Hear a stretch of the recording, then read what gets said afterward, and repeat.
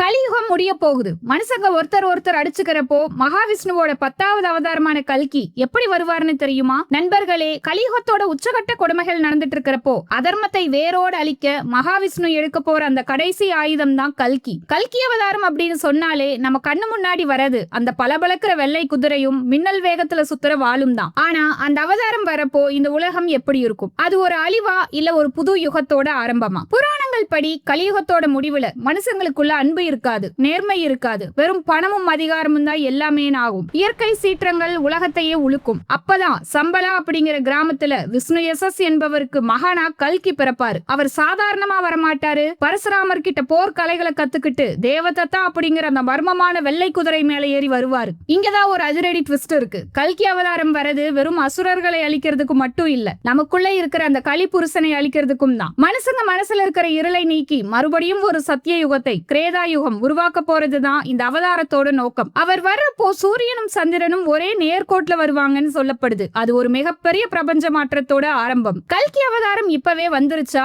இல்ல இனிமேதான் வருமா? உங்க கருத்து என்ன? இந்த கலியுகத்துல இருந்து தப்பிக்க ஒரே வழி தர்மம் மட்டும்தான். கல்கி அவதாரத்தை நீங்க எப்படி எதிர்பார்க்கறீங்க? கமெண்ட்ல சொல்லுங்க. இருள் விலகட்டும், அறிவு ஓங்கட்டும், தேடல் தொடரட்டும். அறத்தின் பாதையில் மீண்டும் இணைவோம். நன்றி, வணக்கம்.